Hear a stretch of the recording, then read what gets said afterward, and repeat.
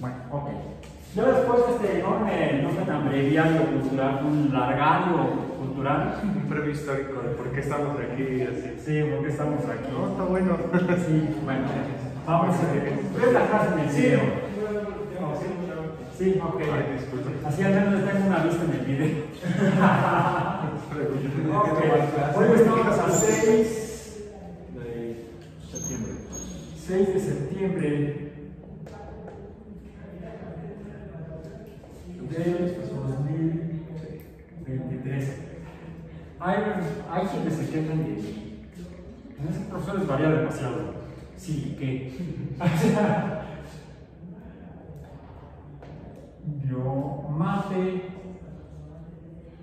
Matemáticas 1. Yo soy de las personas que están convencidas de que la universidad es un espacio para tener la oportunidad de tener un tiempo de vida para enriquecerse culturalmente. Debe ser una institución de formación humana, no solamente de entrenamiento técnico avanzado. Y es por eso que el ambiente académico universitario debe ser lo más rico culturalmente posible. Por eso en otros países y en algunas instituciones en México se fomentan, además de que tienen que estudiar sus cursos, ¿sí?, de su licenciatura, de sus estudios universitarios, se fomentan otras actividades culturales, actividades deportivas, por ejemplo. Pues me comentaba me parece que es ingeniero del Politécnico, que él decía que para poderse graduar tenía que saber guitarra, piano, algún instrumento, pero que ya venía en el plan de estudios de... Desafortunadamente, lo que se hace en algunas universidades incluso dan créditos académicos por actividades culturales, artísticas, deportivas, etc. No es el caso de la UAM, desafortunadamente. Creo que ni el UNAM tampoco. El UNAM tampoco. Hay muchas actividades en otras universidades públicas, pero no dan reconocimiento académico a través. Te ponen estrellita en la frente y lo que quieras, pero pues no es, vamos a decir, no es requisito para darte título universitario. Sí, pero debería, como dices. Pues finalmente es formación humana. Sí. Y somos personas antes que profesionales. Es que recursos nada más. Y entramos a la universidad para aprender a resolver problemas de la vida real, que pueden ser teóricos o prácticos, ¿sí? Porque para resolver algún problema práctico necesitamos quizá un conocimiento que no existe y tenemos que desarrollarlo. Eso es lo que llamamos teoría. Pero no, finalmente la teoría electromagnética que explicaba el por qué al pasar una corriente eléctrica por un alambre se movía la aguja de una brújula, que era como una curiosidad de laboratorio, descubrimiento de un danés, Ørsted, confirmado por un inglés, Faraday, le permitieron décadas después a un escocés, Maxwell, decir la electricidad y el magnetismo están relacionados, son un solo fenómeno natural. Ah, bravo, bravo, bravo. ¿Y eso para qué sirve? Para nada. Viajamos en tren y a caballo. ¿Eso para qué sirve? No sé, cuando Maxwell escribió eso no servía para un caramba. Pero el tipo sabía muchas matemáticas y pudo generar una explicación en lenguaje matemático para entender cómo se ligaban, cómo estaban relacionados dos fenómenos que parecían distintos. Naturalmente, la electricidad, que nos puede poner los pelos de punta, sí, porque nos va a caer el rayo encima, descubrimiento o explicación de Franklin. Por cierto, Franklin era músico y periodista y político, o sea, tenía una formación humana muy extensa. Uno de los fundadores del estudio de electricidad como ciencia, Benjamin Franklin. Y el magnetismo era otra cosa diferente. Si los chinos descubrieron que unas piedras que tenían hierro, pues si las colgabas de un hilito, pues giraban y apuntaban hacia el norte. Descubrieron o inventaron la brújula. ¿Pero qué tenían que ver los rayos con las brújulas? Sepa la bola. Fue a partir de un hallazgo un tanto accidental de Christian Ørsted y confirmado por Michael Faraday, que pudo ser explicado matemáticamente por Maxwell, y ahora tenemos tecnología electrónica que nos permite conocer el universo y comunicarnos a distancia, más allá de los continentes y más allá de los planetas. Nos comunicamos con las naves robóticas fuera del sistema solar, con las naves Voyager. Todavía nos envían información para saber dónde vivimos, cómo el sol controla nuestras vidas con la radiación electromagnética que emite. La luz es otra. La luz, la electricidad y el magnetismo son lo mismo. Tres cosas que parecían estar desligadas de la naturaleza. Pues también tengo entendido que por eso Einstein tuvo algunas complicaciones con su teoría de unificar toda la... Bueno, de hecho no lo logró. No lo logró en el intento. Sí, y de hecho fue un tiempo como que él no creía que... como que... Se murió buscando, y otro fue Hawking, buscando la teoría de la gran unificación. Sí, tampoco se hasta la fecha no. Ahí si quieren, pueden aventarse. Pero comencemos el día de hoy, finalmente, por fin. Estuvimos hablando de la sesión pasada, nos echamos dos en uno y muy rápido, somos muy eficientes. Hablamos de las funciones matemáticas potenciales sobre potencias, digamos así, potenciales, que son las que tienen esta forma, f de x es igual a una y, donde y depende del valor de x elevado a una potencia p, pongamos, p de potencia. Y vimos las funciones. Por cierto, esto nos da lo que sería otro concepto, que es el orden de función. Funciones de primer orden, segundo orden, tercer orden, dependiendo del valor de p. Este orden está en función de p. ¿Okay? Usamos lenguaje matemático para no escribir todo el rollo. Y las funciones exponenciales, que se parecen a las potenciales o de potencia o con potencias, porque tienen esta forma que es parecida estructuralmente. Tengo dos símbolos en la línea, otro como supraíndice. Aquí también voy a tener dos símbolos en una línea. Es más, vamos a cambiarlos por...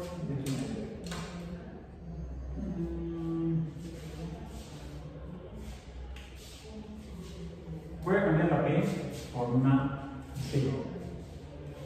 ¿Por una qué? Por una B.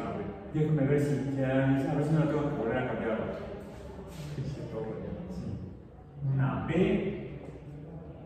Voy a poner aquí la B porque la X está acá. ¿Sí? Recordemos que tenemos otro término en las funciones de potencia, que es el coeficiente C. Aquí también tenemos el coeficiente C. ¿Okay? Se parecen, tenemos Y igual a C por algo elevado con un supraíndice. Pero el supraíndice de la potencial es un número constante, mientras que el supraíndice de la exponencial es la cantidad variable, la cantidad de la cual depende el valor de y. Estas son las funciones exponenciales. Y dijimos que mientras que estas, la b acá se llama potencia, esta es una potencia, este se llama como exponente. Le cambia el nombre, se llama distinto. Bueno, hoy vamos a ver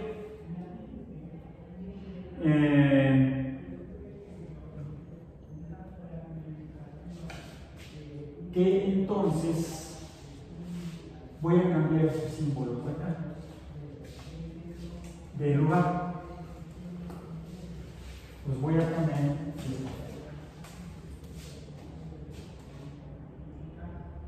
B a la Y será igual entonces a X, pero vamos a poner en el orden que está. Ya no sería Y es igual a b a la x, sino que sería x, que sería igual a b a la y. Aquí podría estar todavía el coeficiente. No vamos a poner todo. C, B a la y. Es esto mismo. Pero ¿por qué lo pongo así? Ejemplos de funciones exponenciales, dijimos, el número b puede ser un número, son números reales, números enteros, o pueden ser números racionales, pueden ser positivos o negativos. Supongamos que ahora lo que tenemos es, y lo voy a hacer con el azul porque estamos con las exponenciales, tenemos que b sea igual a 10, c que sea igual a 1, pues entonces x va a cambiar. Sería entonces la función sería y sería igual a 1 por 10, 10, le da 10 a la x. Vamos a tabular. Veamos la forma de la función en forma de tabla. Comencemos ahora con 1, 2, 3, no vamos a usar los negativos por el momento, 4, 5 y 6. ¿Cuánto es 10 a la 1? 10. 10. ¿Cuánto es 10 al cuadrado? 100. 10 por 10, 100. ¿Cuánto es 10 al cubo? 1000. 10 por 10, 100 por 10, 1000. ¿Cuánto es 10 a la cuarta potencia? 10.000. 10.000 por 1000, no, por 10. 1000 por 10, ¿no? O sea, no, a ver, 1000 por 10, o sea, la que sería a la primera, a la segunda, a la tercera, a la cuarta potencia, sería 1000 por 10, da entonces 10. Le agregamos un 0.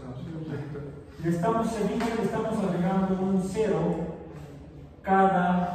en cada potencia. Aquí nos falta un 0, y aquí sería 1.000.000. Ahí está. Ok. ¿Qué sucede si esto lo volteo acá?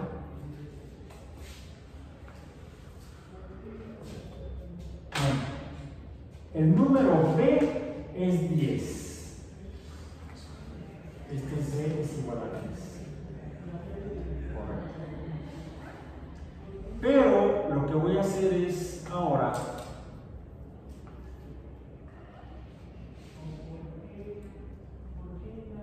voy a poner la b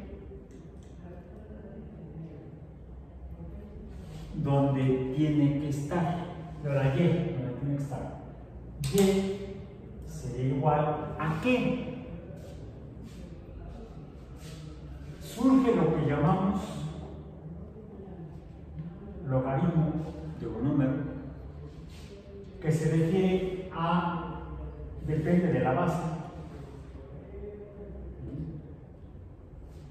¿Y aquí qué me falta? La x.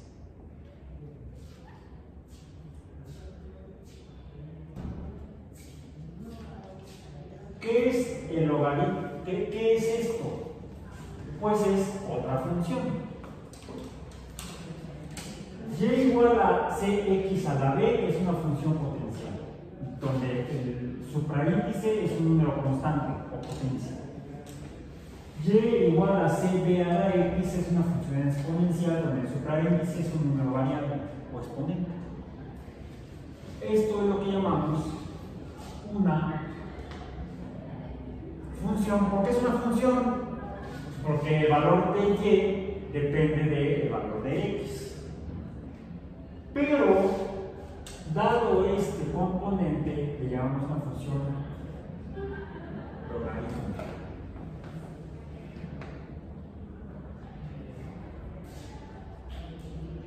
¿Y qué es una función logarítmica? Una función logarítmica viene siendo el inverso de la función exponencial. ¿Cómo sé que esto es cierto? ¿Cómo sé que eso es cierto? Porque finalmente, ¿cuánto vale y aquí? Hagamos la tabla. X y Y. Cuando X vale 1, ¿cuánto vale Y?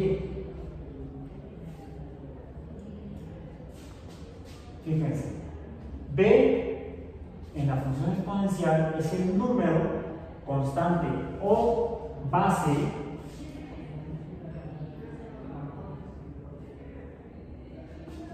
a la que se eleva a la potencia Y. Bien. Ahora aquí lo tengo volteado. ¿Cuál es la potencia? ¿Cuál es el valor de Y aquí? ¿La potencia? 10. A ver, ¿cuánto vale Y?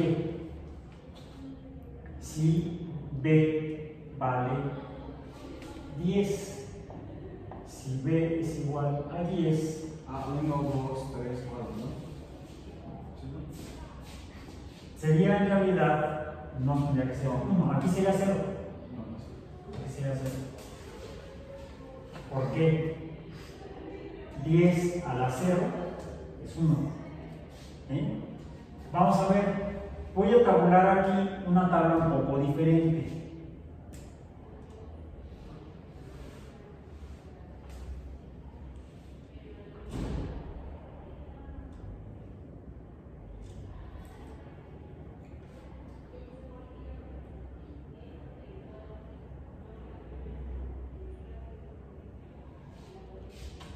Aquí lo que me estoy preguntando es, ¿cuál es el logaritmo de 10? ¿Cuál es el logaritmo de 10? Vamos a hacer la calculadora. Sí, sí la vas a usar, pero ¿para qué? ¿La base cuál es? 10. Bien. La base es 10. ¿Cuál es el número al que debes elevar la base para obtener Y? 1. 10 a la 1 es 10. La base es 10. Y tiene que ser 1 para que entonces obtenga yo este de acá. El logaritmo, entonces, si lo leo al revés, digo, el logaritmo base 10 de 1, de 1 es 0. ¿Sí? El logaritmo base 10 de 10, ¿cuánto es? 1. El logaritmo base 10 de 100, ¿cuánto es? 10. Sí. Sí, sí. Sería 2. 10 no. 2. ¿Cuál? Tengo la base, es 10. 10. Lo elevo ahora, como es que aquí puse una tontería. Sería B a la B, sería B a la 1, que sería igual a 10 a la 1, que es igual a 10. B al cuadrado, que es 10 al cuadrado, es igual a 100. Y el 2, ¿cuál es? La potencia aquí. El logaritmo, entonces aquí el logaritmo es 2. El logaritmo base 10 de 1000, ¿cuánto es? 3. Logaritmo base 10 de 10.000. O sea, esas son las X. Logaritmo base 10 de 10.000 es 4. Logaritmo base 10 de 100.000 es 5. Logaritmo base 10 de 1.000.000 es 6. Si se fijan, la tabla está al revés de la función exponencial equivalente. Esta es la función exponencial y es igual a 10 a la x. La inversa de y igual a 10 a la x es logaritmo base 10 de x. Entonces base 10. La b es 10. Ahora, b es cualquier número real. Cualquier número real. Puede ser un número entero, puede ser un número un momentito, tengo que enviar un mensaje porque de hecho me estaban llamando, pero no voy a hacer llamada, voy a nada más a aquí está.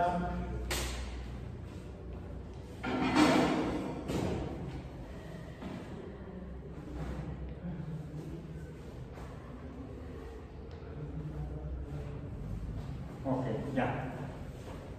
De hecho, por eso lo silencio, para que nada se estaba viendo quién era y sí es un poquito urgente para mí ahora eso.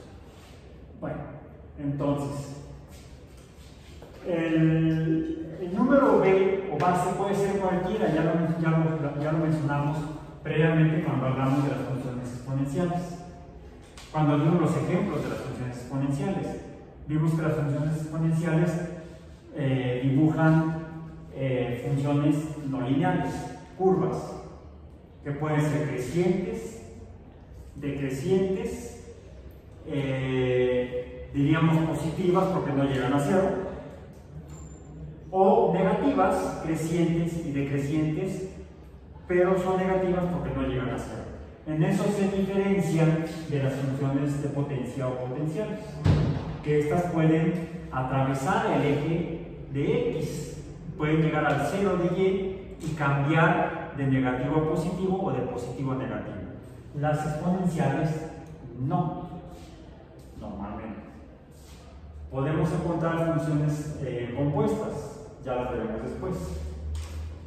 Bien, que esas son un poco más interesantes porque nos dicen mucho de los fenómenos que describen. O podemos usarlas para describir fenómenos complejos, las funciones compuestas. Bien, entonces, ¿qué es un logaritmo?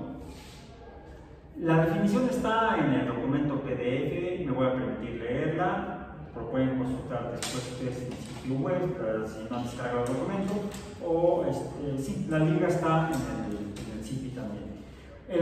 Un logaritmo es la función inversa de la exponencial. El logaritmo, el logaritmo es igual a esto, a la y, ¿correcto? El logaritmo es el exponente, este es el logaritmo. Este es el logaritmo.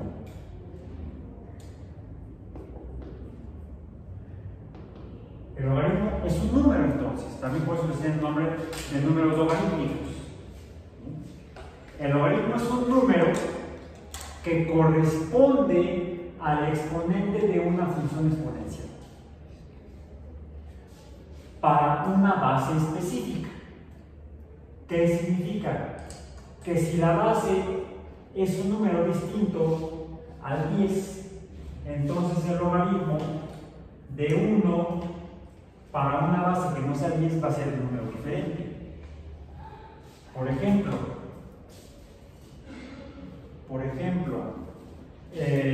digamos si tenemos, voy a con rojo para que sea diferente. Tengamos esta función ya con números definidos para ver cómo funciona. Esto sería 2 al cubo es igual a 8. Bien. Donde para que esto fuera una función exponencial tendría que ser 2 a la x igual a y. Es una función exponencial. Ese sería el caso para si x es igual a 3. ¿Bien? Si x es igual a 3, entonces 2 al cubo es 2 a la 3 es 8 para esta función exponencial. En esta expresión, ¿qué es 2? La base. La base. 2 es igual a la base. O sea, ya está. Sí, lo estamos entendiendo. 3, ¿qué es? Le debemos llamar exponente porque nos lo referimos a una función exponencial. Ahí ya, es la potencia. Sí, pero sin no cambiar. Pero como estoy diciendo que puede ser 3 o puede ser otro número, entonces no estoy hablando de funciones de potencia, sino de funciones exponenciales. Entonces, 3 es el exponente. Vamos a decir aquí la base, para que no se nos olvide, la base G. El exponente X. Exponente X. ¿Correcto? Ahí está. 8, ¿qué es?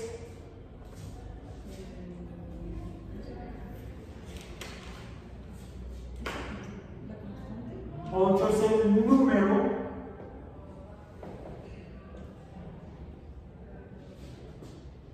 al que hay que elevar la base, es el número para este número.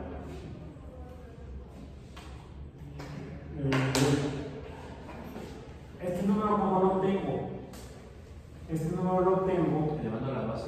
elevando la base. Por el exponente. La base elevándola a la x. ¿Sí? Ok. ¿Cómo expreso esto en forma logarítmica? Diría entonces que la base es 2, ¿correcto? La base es 2. Entonces debo decir el logaritmo base 2 de 3. No, perdón, de 8. Estoy al revés. El logaritmo base 2 de 8. No, es 3, no, porque es X. Sí, no, porque ese es el logaritmo base 2 de 8. No, pero sí es 3 porque X es. O sea, en este caso X es el exponente, pero hay un logaritmo de B por X, ¿no? No, sí está en eso. Ah, Sí, es como acá. No, pero sí, pero arriba la fórmula donde dice logaritmo Y igual al logaritmo BX. Y el logaritmo B, la base es 2. Sí, y X es 3. X, sí, cierto.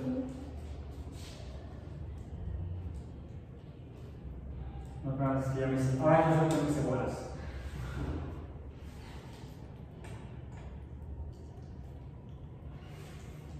No, sí, está. Si no está bien, este es el exponente, este es el logaritmo. El exponente X es el logaritmo. Porque es el logaritmo es el exponente al que hay que elevar la base para obtener el número 8. Número obtenido elevando obtenido al elevar la base. Al elevar la base al exponente obtenido, aquí lo se lo voy a poner en español. Al elevar B a la X. Ahí está. 3 es el exponente de X. B es la base. 2 al cubo es 8. Por lo tanto, el logaritmo base 2 de 8 es 3. Ya quedó. ¿Sí? Ya. Es el número, la base es 2. Debo elevarlo a la potencia x, que es el número logarítmico. ¿Sí? O sea, el 2 lo elevo a la x, que vale 3. 2 al cubo es 8. Ya está. Entonces, esta es la función inversa a 2, ahí me parece 1, 2 al cubo igual a 8. Logaritmo va a ser 2 de 8 igual a 3, es inverso a 2 al cubo igual a 8. Porque el logaritmo base de x es igual a y, que es el inverso a b a la x igual a y. ¿Sí? ¿Ok? Esta es la función exponencial, esta es la función logarítmica. Esto tiene mucha importancia y relevancia biológica por dos fenómenos. El primero, siguiendo con las bases numéricas, que puede ser cualquier número, incluso un número que surge de una operación que vamos a realizar después cuando veamos las sucesiones numéricas. Hay otro tipo de números que se conocen como los números factoriales. Los números factoriales, que a su vez es una representación de números. Un factorial de un número entero no negativo, eso está en el documento disponible en el PDF, o disponible en la forma de PDF. Lo voy a leer, no lo vamos a entender, pero lo voy a leer. En matemáticas, el factorial de un entero no negativo, n, se denota n'. Los factoriales son, no n', mentira, es n, negación. N' sería una apóstrofe. Es un factorial y es el producto de todos los números enteros menores que el número n. ¿A qué me refiero? Hay una especie de regla. Para empezar, diríamos que es un axioma para que esto que voy a decir sea cierto. Déjenme sacar, aquí tengo mi acordeón, lo tengo acá.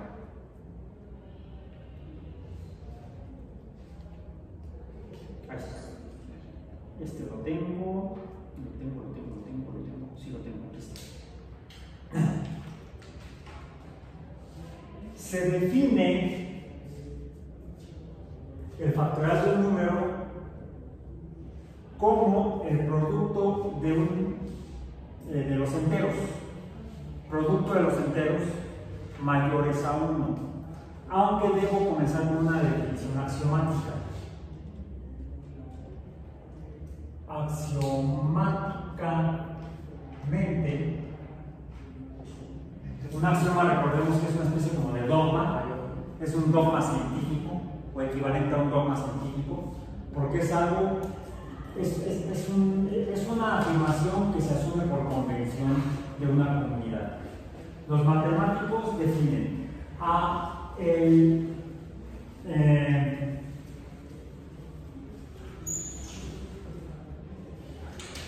el factorial de 0 es igual a 1. No se demuestra, pero es fundamental, es casi como si no hay que probarlo, lo aceptamos como verdad. Pero esto es necesario para poder pasar a demostrar la afirmación de qué son los números factoriales en este caso, con base en este principio axiomático.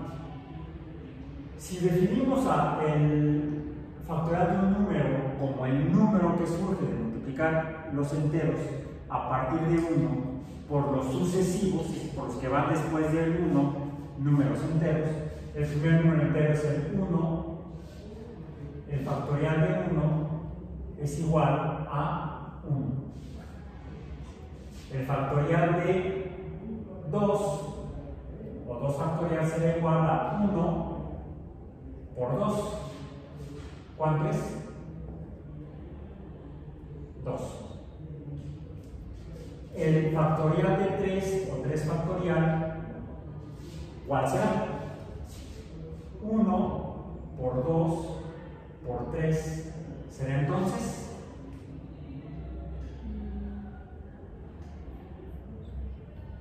más 2 por 3, 6. Es más, podríamos partir del factorial del número entero previo y multiplicarlo por el número entero subsiguiente, o sea, siguiente. El factorial de 4, ¿cuál es? Ustedes díganme. Pues 6 por 4, o sea, 1 por 2 por 3 por 4, 1 por 2, 1 por 2, 2, 2 por 3, 6, 6 por 4, 24. El factorial de 5, 120. Ya tengo el resultado. Lo busqué en Internet. Lo encontré en un sitio que se llama factorialhr.es. Está en español. ¿Sí? Ahí se los muestro. Lo ven. Así no tengo que andarlo desarrollando. Lo importante es entenderlo. sí, el concepto de cómo funciona. Ok. Esto es en cuanto a los números enteros, pero podemos jugar con los números factoriales, por ejemplo, usarlos en representación de otros números.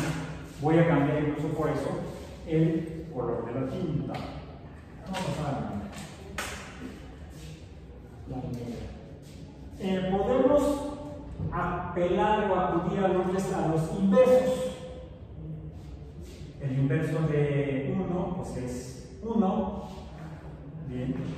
Y a este 1 le sumo el inverso del 1 factorial. Es 1 entre 1 factorial. Le sumo 1 entre 2 factorial más 1 entre 3 factorial más 1 entre 4 factorial más, le ponemos así, periodo, puntos suspensivos.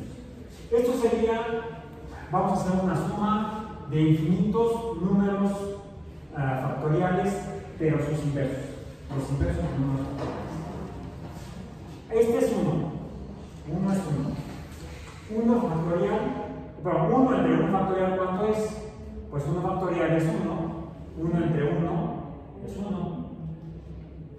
Más 1 entre 2 factorial, 2 factoriales, 2. Sería un medio. Sería, digamos, 0.5. Más 1 entre 3 factorial, 3 factorial es 6. Como es medio engorroso dividir 1 entre 6, ¿cuánto es? 6. 1 entre 6. 1 entre 6. No, que es 1 entre 6 partes. Ah, venía llegando. Eso pasa por ir al baño. Sí. No, cuando hay que ir, decía por cuánto? 0.16. 0.16666. Por eso digo que es engorroso. Entonces, cuando uno se quiere meter con números irracionales, es un número irracional, es como pi, no encontramos el último decimal. ¿Sí? En el inverso de 3 factorial o en un sexto no encontramos, no existe un último decimal. ¿Cómo lo hacemos para ser más precisos? Escribimos un sexto. Es decir, puedo hasta tomar un pastel y dividirlo en 0 iguales. Es más precisa la representación racional, como número racional, que la representación decimal. Fíjense, suena casi como una paradoja matemática aquí. ¿Un sexto es un número racional o un número irracional?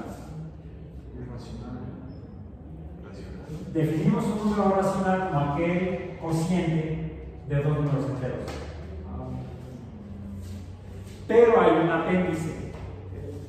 El resultado tiene que ser un número racional. Entonces, un sexto es un irracional, aunque podamos expresarlo de manera racional. Y es más preciso. Más, este es igual a este, 1 entre 4 factorial sería 1 entre 24. Vamos a ponerlo así. Pueden hacer la división. Más, vamos a hacer una estimación del resultado numérico de esta suma. 1 más 1, 2. Más 1 más 0.5, 2.5. Más 0.16, 2.66. ¿No? Más, diría 1 entre 24 para aprender también este como decimal. Hasta aquí vamos, entonces es 2.66, ¿no? Hasta aquí. Seguiría 0.0416 periódicos. 0.0441. 41, ok. Perfecto. Entonces quiere decir que esto sería igual a, aquí ya es igual a 2.70. Pero aquí hay más decimales. 2.70. De hecho, vamos a llegar a que esto es igual a un número irracional. Ese número irracional tiene un valor aproximado, por ser irracional, así como pi es aproximadamente 3.14. ¿Sí? Decimos que pi es aproximadamente 3.14, no es igual a 3.14 porque aquí hay más decimales. Este número es aproximadamente igual a 2.718. En su calculadora van a encontrar una letra E. Apréndenla.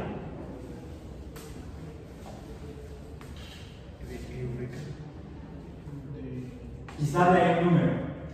¿Cuál es?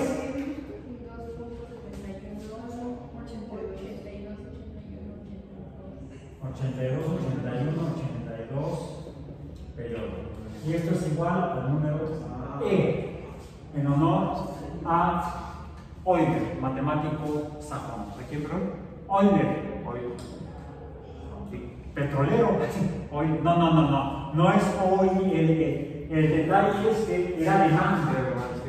Y entonces, así como hasta lo mencionaste. Einstein se pronuncia así. Einstein. El diptongo EI en alemán se pronuncia AI, entonces es Albert Einstein, no Albert Einstein. Bueno, podemos castellanizarlo. Decimos Albert Einstein. En el que lleva en honor este número, su nombre, se apellidaba. Algunos dicen el número de Euler por la E. En buen alemán, así como Einstein es Einstein, en buen alemán es Euler, como si fuera petrolero en inglés, pero no era petrolero, era matemático. La fonética es curiosa, pero son muy similares, ¿verdad? Es muy similar. Y esto es importante siendo nosotros biólogos, porque una gran cantidad de funciones matemáticas que describen fenómenos biológicos son funciones logarítmicas, pero cuya base, el logaritmo, si el valor de y es igual al logaritmo de un número x, pero en base e.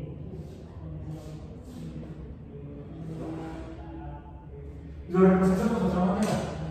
Le llamamos el logaritmo natural o neperiano de x. No solamente en biología, en diferentes campos de conocimiento científico.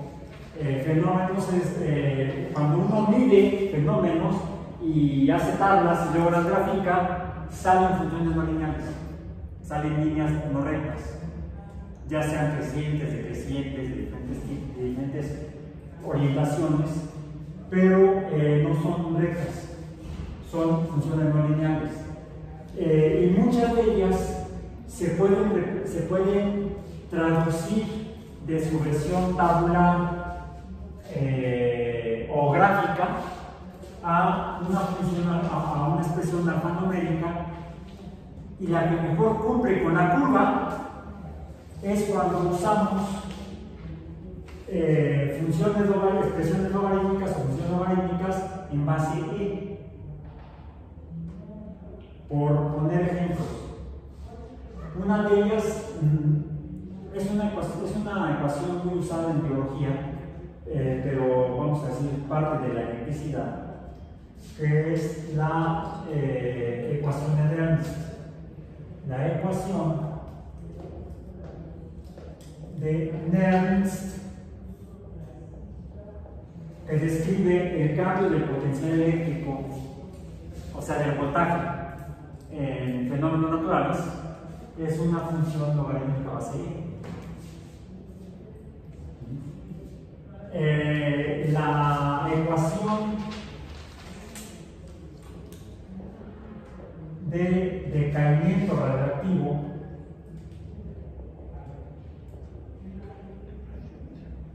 que nos permite fechar la antigüedad de restos biológicos, por ejemplo, fósiles, no tienen que ser fósiles, pueden ser simplemente restos orgánicos, determinando la proporción de carbono 14 respecto al carbono 12, sigue un comportamiento exponencial neperiano, le decimos, o de base E, base oide, base 2, también decimos base 2.7.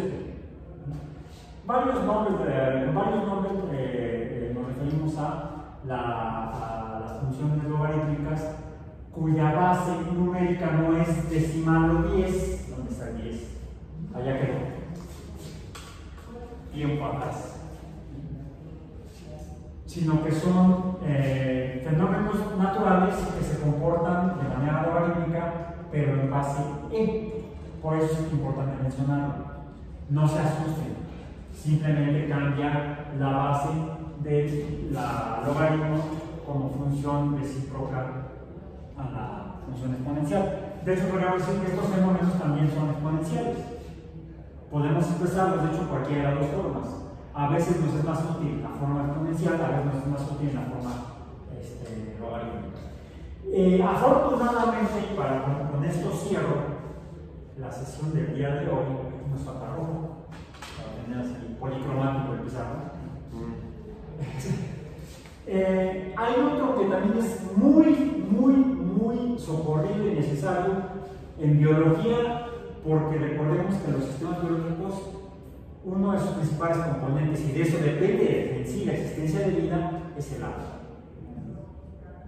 Y hay un valor numérico que cuando trabajamos en sistemas biológicos y hay agua involucrada, casi siempre tenemos que medir esa variable, hasta con el aparatito.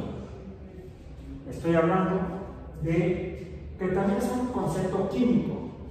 Estoy hablando de el pH. No va por histeria a la hora de los exámenes. No, el pH, a veces el problema es que lo memorizamos, ya sea que seamos químicos o biólogos, estemos estudiando química o biología. Decimos, sí, el pH es el logaritmo negativo, o sea, multiplicado menos 1, de la concentración de iones de hidrógeno. Bueno, ¿y eso qué? Pues ahí está el log, pero ¿qué tipo de logaritmo es?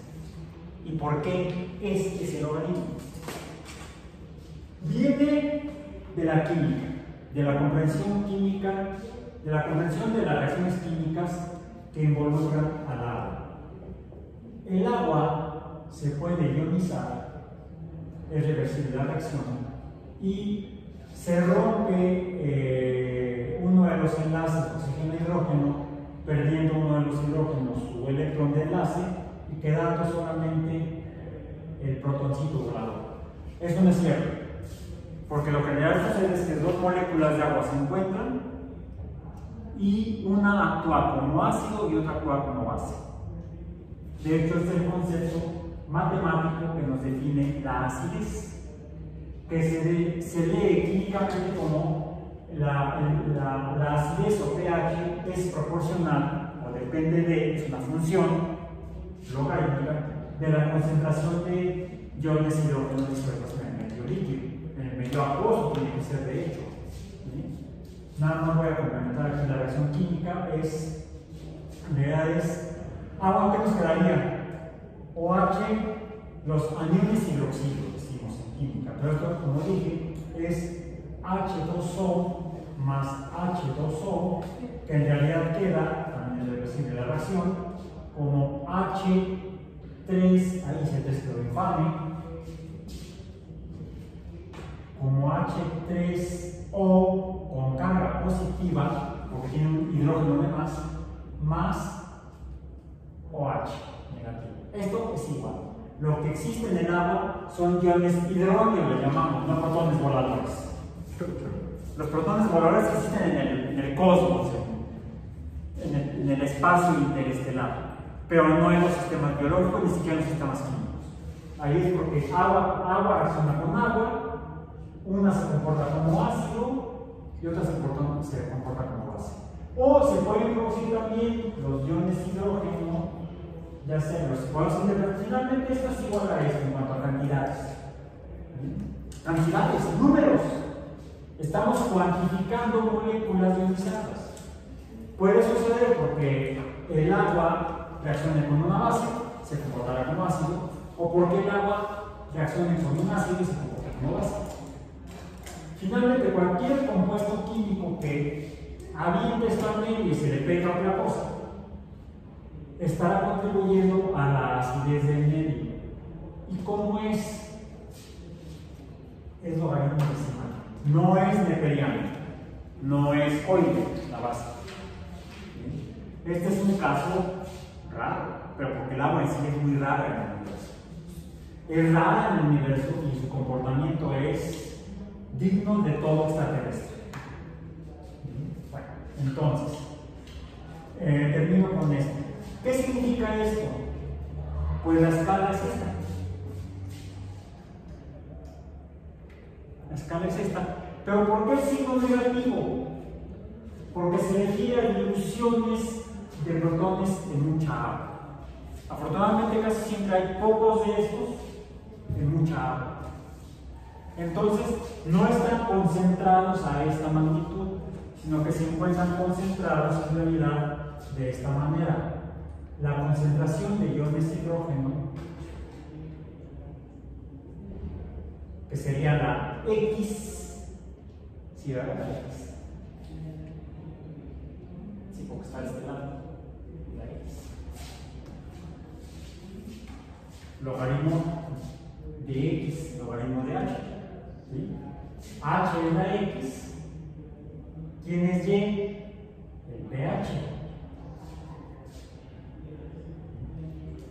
La concentración es así: 0.1, 0.01, 0.001, 0.0001. Vamos a acabar esto aquí. Pero ¿cuál sería el logaritmo de punto 1? Logaritmo base 10 de punto 1. ¿A qué potencia debo elevar el 10 para obtener el punto 1? Si lo elevo a la 1, me da 10. Menos 1. No. Menos 1. A ver, sí, es un calculador. Pero,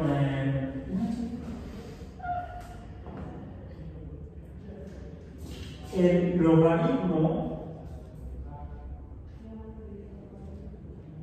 logaritmo estrictamente sería menos 1, Sí. menos 2, menos 3, 3 menos 4. Sí, su razonamiento estuvo perfecto. Pero entonces yo tendría una escala de pH. El pH, recuerden, está aquí a la derecha en la tabla, a la izquierda en la función, porque el pH es igual. pH es la incógnita, Y, la concentración de iones hidrógeno es la variable. Yo preparo mis soluciones, tomo ácido sulfúrico, ácido clorhídrico, algún ácido y lo diluyo en agua. Lo diluyo, estoy poniendo menos. ¿Cuál va a ser el pH? Menos 1, menos 2, menos 3, menos 4. No. Por eso es que se multiplica por menos 1 para entonces tener una escala positiva. 1, 2, 3, 4, etc. Ahora, ¿qué me está diciendo esto? ¿Cuál es la solución donde hay más protones, la más ácida?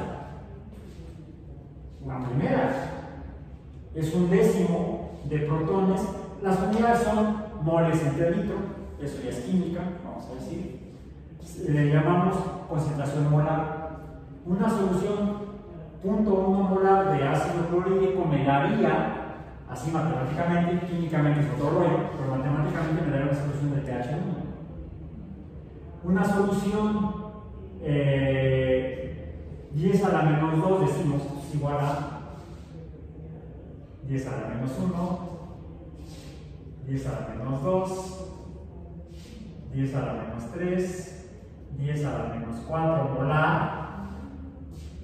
Una solución donde yo prepare 10 a la menos 4 molar de ácido clorhídrico me daría una solución de pH 4. 10 a la menos 5 molar me daría una solución de pH 5. Ejemplos de veras de sustancias ácidas. El vinagre es ácido, se lo ponemos en la ensalada. Marinamos la carne con vinagre, o sea, desnaturalizamos las proteínas de la carne con medios ácidos. Con vinagre es de los menos ácidos, de los ácidos más débiles, naturales, orgánicos, por contaminación orgánicos, como el ácido clorhídrico, el ácido sulfúrico, el ácido nítrico, el ácido fosfórico. Bien. El ácido acético, que es el de vinagre, tiene un pH de aproximadamente 4.5, es decir, entre 4 y 5. El ácido cítrico, el de limón, 2, 3, ¿no? está entre alrededor de 3, entre 3 y 4, alrededor de 3. El del jugo gástrico Igual 2, 3. está alrededor de 2. Por eso es que al ingerir los alimentos, las proteínas se desnaturalizan por la presencia de ácidos tan concentrados. Y además es ácido clorhídrico. Es ácido clorhídrico. Por eso cuando nos ponemos mal y tenemos que vomitar o devolver ese estómago, yo no devuelvo el estómago a ningún lado, es mío, se lo quedan a mí. Cuando vomitamos, sentimos que nos quema la garganta. ¿Por qué? Porque está pasando el ácido por el epitelio gástrico y no está protegido contra eso. Por eso lo mejor es la vida sana.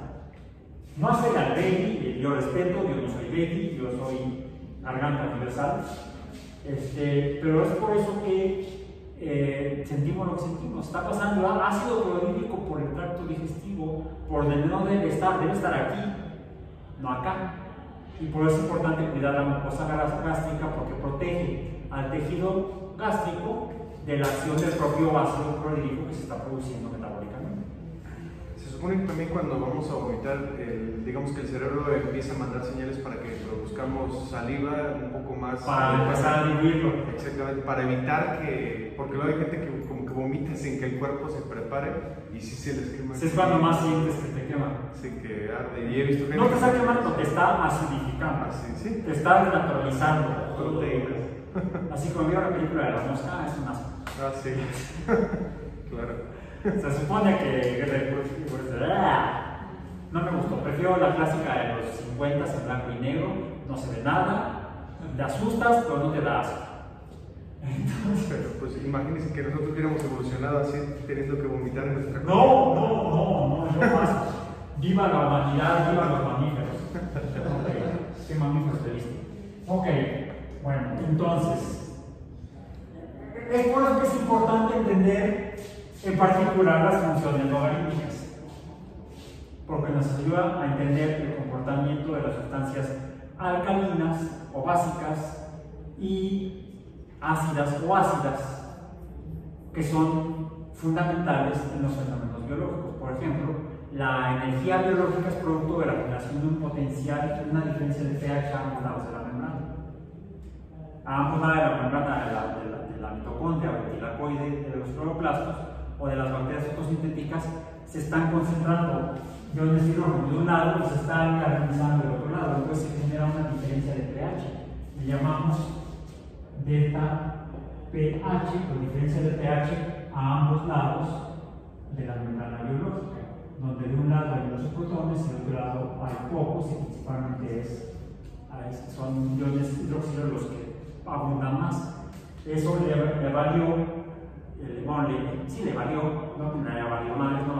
más bien le valió a Peter Mitchell haberlo publicado en 1961 para explicar el metabolismo energético, le valió el poder ser nominado y ganar el premio Nobel de Medicina y Fisiología en 1961 y resolver una de las preguntas.